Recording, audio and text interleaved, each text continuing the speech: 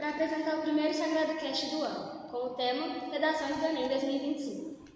Antes de começar, pessoal, lembra de se inscrever e deixar o like. E, bom, enfim, hoje a gente tem uma convidada muito especial aqui, nossa querida professora de Literatura e Redação, Áurea Fontes. Bom dia, obrigada pelo convite, é sempre um prazer estar com vocês, falar para vocês e falar de um assunto, redação, que é um assunto que eu gosto muito. Para dar início, Áurea, você gostaria de falar um pouquinho sobre como você está atuando aqui na escola atualmente? Sim. Olha, eu esqueci de me apresentar. Meu nome é Áurea, trabalho aqui no colégio há muitos anos, há 29 anos. E é uma alegria imensa estar nessa escola que verdadeiramente é a escola do coração. Eu trabalho com redação e literatura e são duas disciplinas que eu gosto muito, porque eu sempre gostei de escrever, de ler, sempre gostei de lidar com as pessoas. Então, assim, a área que eu escolhi é uma área admirável e nunca me arrependi dessa escolha. Que legal, Áurea. E será que você pode falar um pouquinho pra gente sobre as notas de redação do ano passado? Sim. Como você achou que foi o resultado? Sim, o resultado do último Enem gerou assim, muita polêmica, né? Porque houve uma queda nas notas de redação. As nossas notas aqui no colégio foram muito boas, né? Muitas notas acima de 900 mais. Mas mesmo assim gerou alguma polêmica, porque houve mudanças. As mudanças nós já sabíamos, desde o início do ano letivo de 2025, nós sabíamos dessas mudanças. Por exemplo, sabíamos que não seria permitido o repertório de bolso, que é aquele repertório decorado, sem uma produtividade dentro do texto. Sabíamos que não podia usar mais modelos prontos, né? E que haveria um rigor maior na competência 1, que é a competência que se refere à norma culta. Então, nós já sabíamos dessa mudança, inclusive trabalhamos o ano todo dentro dessas mudanças. Mas, mesmo assim, houve polêmica, porque alguns alunos foram penalizados. Mesmo não fazendo repertório de bolso, modelo pronto, eles foram penalizados. Né? Alunos que tinham uma nota acima de 900 no decorrer do ano letivo, alunos que se prepararam bastante, mesmo assim eles tiveram uma penalização. Né? Então, o Poliedro, que é o nosso material de ensino, já enviou uma carta para o MEC, cobrando do MEC uma explicação clara a respeito dessa penalização de alguns alunos. E não foram só alunos da nossa rede, foram alunos penalizados do Brasil inteiro. Então, a sociedade quer uma explicação do INEP, que é o órgão responsável pelo Enem, né? Porque alunos que se prepararam tão bem e na escola tinham uma nota acima de 900 mais no ano inteiro, por que ele teve uma decadência, uma queda no Enem? Mas até agora não teve nenhuma explicação disso. Até agora não teve nenhuma resposta, o INEP não se manifestou.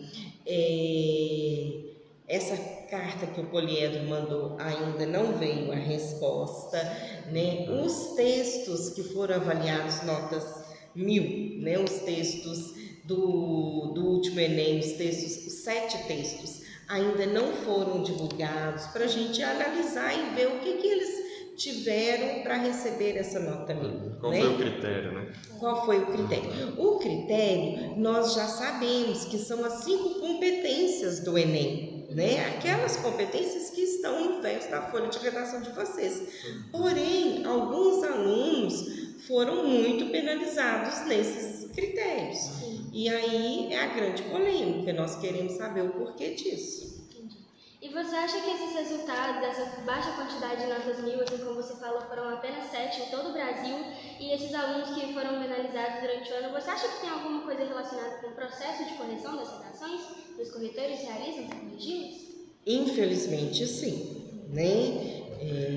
Tenho aí algo no processo que não está esclarecido para nós, né? Mas houve alguma coisa no processo que fez com que essas notas diminuíssem tanto assim, né? Nós já tivemos mais de 100 redações nota 1000, depois nós tivemos 60, o ano passado foram 12, se eu não estiver enganada, e o ano passado não, o ano de 2024.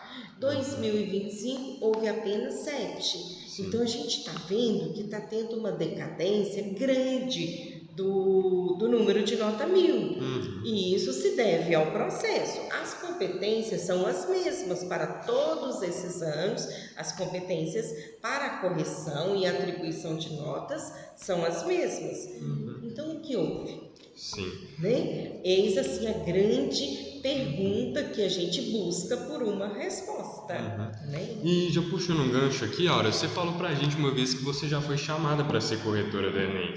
Fala um pouquinho pra gente como é que é todo esse processo aí de correção, tudo mais, e se você aceitou ou não. Isso. Olha, fui chamada já tem alguns anos, deve ter assim uns 6, 8 anos, fui convidada para fazer parte da equipe de corretora do Enem. A gente recebe o convite e temos que fazer o curso. Né? Quem se dispõe, quem aceita, tem que fazer o curso numa universidade federal por um ano. E na época eu não aceitei. Por quê? Eu trabalhava 2 horários, né? Então eu trabalhava integralmente e nós, professores de correção, nós temos um trabalho extra-classe muito grande, que é a correção das redações. Então eu não tinha disponibilidade para fazer parte dessa equipe de correção. Porque essa equipe trabalha justamente num período em que o professor está exausto, que é nas férias, né? Então, assim, nós temos que ter o nosso descanso para preparar para o ano seguinte, né? E os professores que fazem parte da correção, eles trabalham exaustivamente nessas férias e, infelizmente, não tem uma recompensa financeira que é favorável, né? A altura do esforço deles. A altura do esforço, isso mesmo. Então, eu não aceitei por esses motivos, principalmente por ser um momento de férias e que eu preciso me descansar para trabalhar no ano seguinte. Sim. Você comentou com a gente nas aulas que o corretor ele recebe um pacote de mais ou menos 1000 redações e, como você disse pra gente, a monetização por cada redação corrigida é mais ou menos R$3. Então, em média, nesse período, que é um período, querendo ou não, exaustivo, que você deveria estar de férias, podendo descansar de todo o processo do ano que você teve, que não é fácil, uma corretora de redação, todo esse período que vocês passam acaba que é muito exaustivo e não é uma monetização muito boa, assim como você disse. E você acha que todo esse processo tem alguma coisa com o resultado das notas que os alunos tiveram ano passado?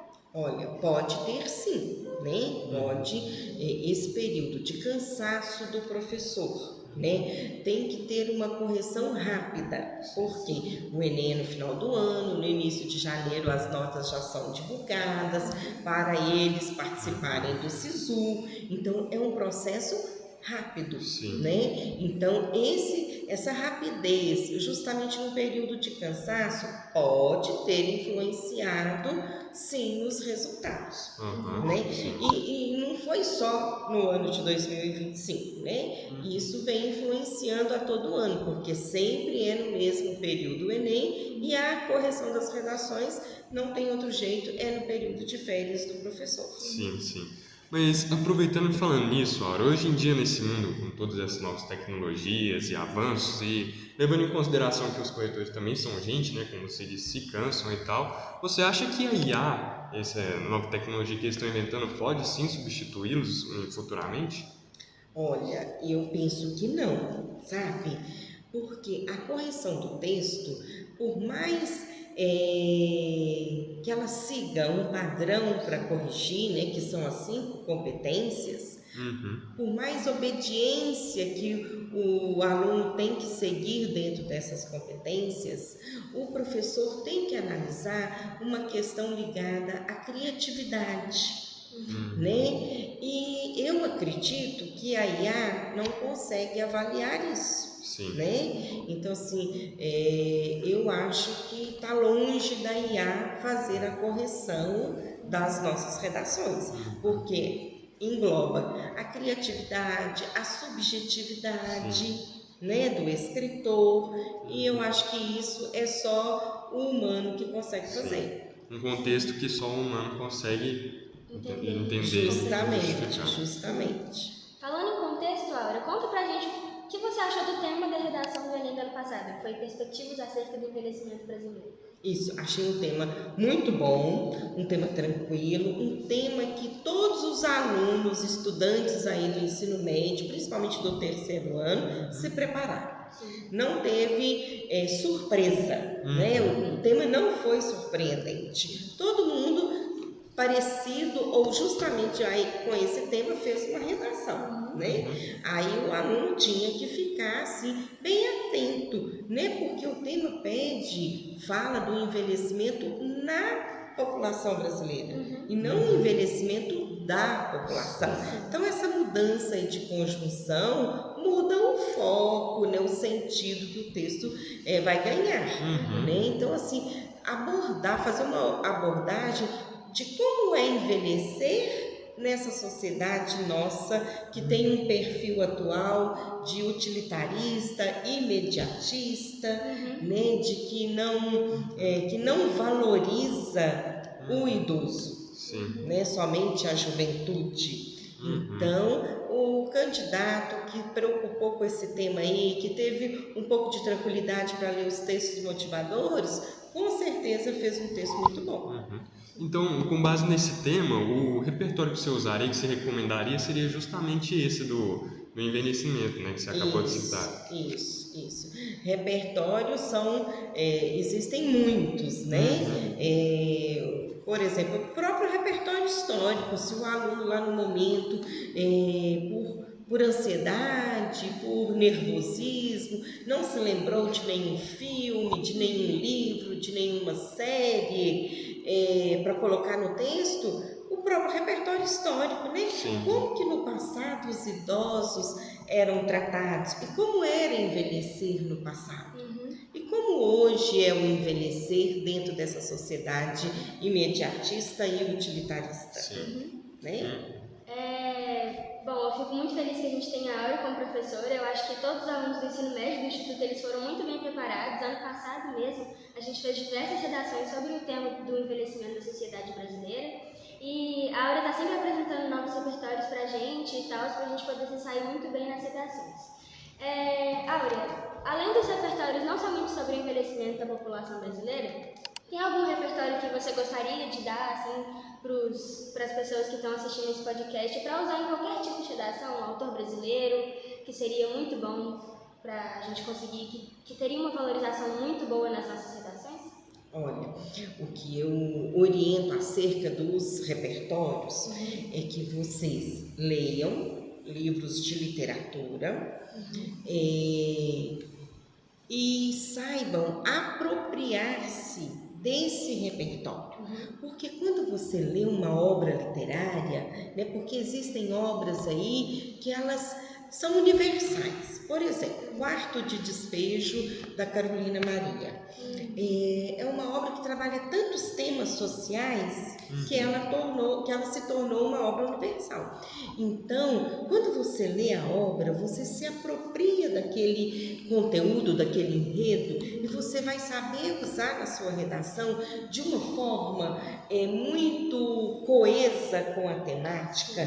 Então, isso vai ser muito valorizado no seu texto.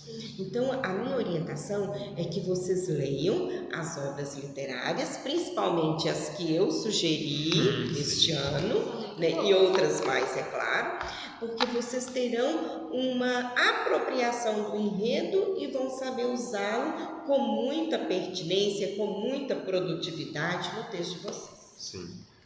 As obras que a Aura recomendou pra gente esse ano, que o segundo ano do ensino médio está lendo, são as obras de Machado de Assis, do livro Papéis Avulsos. Até agora a gente só leu 2, mas acredito que a gente vai conseguir extrair um repertório muito bom. Machado de Assis é um autor clássico muito bom da cultura brasileira. E é isso. Áurea, você gostaria de finalizar com alguma coisa para a gente poder encerrar nosso podcast? Ah, sim. Primeiramente, eu quero agradecer o convite. Me sinto Isso, a honra é muito... nossa. A gente fica feliz de você aqui. Eu é que fico, né? Me senti muito honrada pelo convite, né, por ser a primeira do podcast de vocês, né? O primeiro podcast do ano. Então, me senti muito honrada. Agradeço imensamente o convite.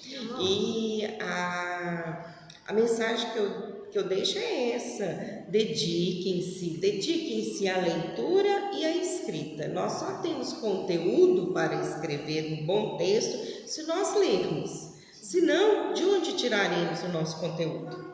Né? Então, assim, sejam leitores para depois serem escritores. Sim.